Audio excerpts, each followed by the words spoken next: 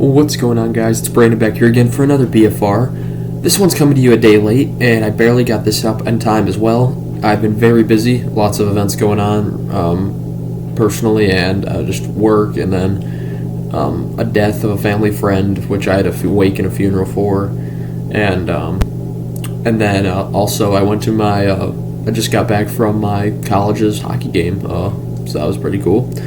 But game 21 versus was in Detroit against the Detroit Red Wings on November 30th, so 2 days ago now at 6 o'clock.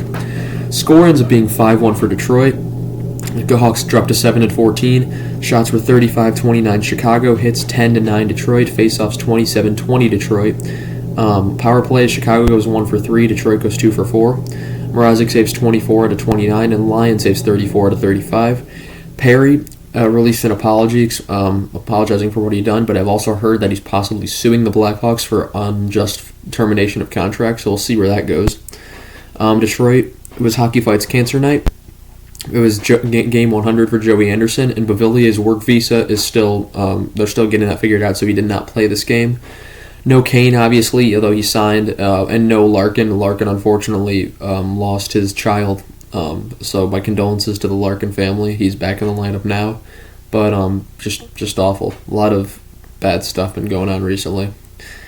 In the first period, Comfer is saved, 17:50. Detroit penalty to Bergen for holding, and it's 17:31 on a Detroit shorthanded goal. It's a 2-on-1. So 19 seconds later, it's JT Comfer with his 5th of the season from Kopp and Wallman to make it 1-0. But on the same power play, the Hawks respond at 16:40. It's a Chicago power play rebound, open net goal. Lucas Reichel with his 2nd of the season from Tyler Johnson and Connor Bedard to make it 1-1. Detroit's DeBrincat has a chance that's wide. Veleno is saved. Kachuk is saved, and DeBrincat is saved again. Sherrod to DeBrincat was denied by Murphy.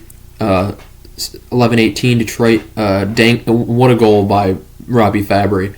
He's had a lot of injury problems, but he had an excellent game in this game. His 6th of the season from Wallman, one around Mrazek, just fantastic goal. Petrie was denied on a flexion. Fisher was poked away. Donato was denied. And then after he was denied, he poked Lyon, and Petrie had words with him. Can't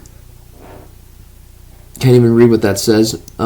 Dickinson was denied. Detroit was controlling the game mostly, yet Chicago had more shots. It was pretty interesting that way.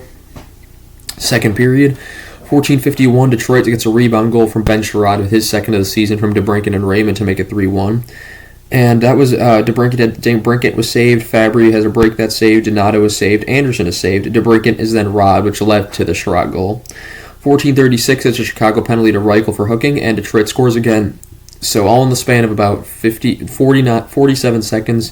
This time, it's a power play goal on a redirect from JT Comfer, his 2nd of the season at 14:04, from Perron and Raymond to make it 4-1. Donato then missed an open net. Seth Jones was robbed, and he's been just robbed all season. Raymond was taken down before he scored.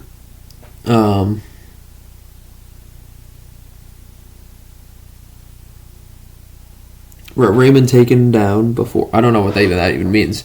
Sorry, I just kind of stopped there. I was trying to figure out what I said. Bedard is saved again, and then Bedard breaks his stick. 18:08, Chicago penalty and Detroit penalty. Murphy and Costin both get minors for roughing, so coincidental. But Costin also gets an extra one for cross-checking and a 10-minute misconduct for continuing the fight. The referees had already pulled him apart, and Costin still was going after Murphy, and that's a 10-minute misconduct for him. DeBrincat is saved. Foligno is saved.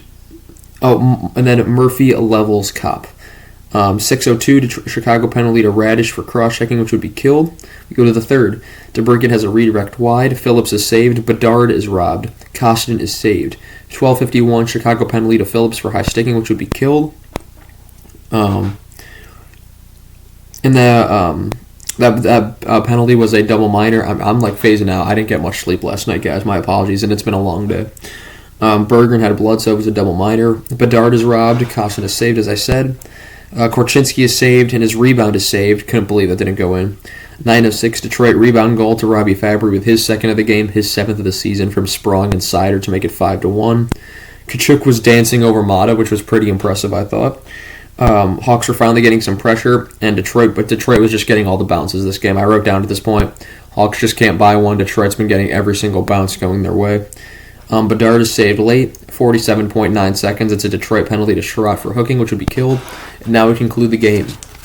Now, today, Winnipeg and Chicago played at 2 o'clock, and I have it all already made out. However, I have not had a chance to watch the game as I have not been home this entire day. This is the first time I've been home since 9 o'clock this morning. So it's been about 13 hours, 14 hours. But yeah, that's going to be all I have for you guys in this video today.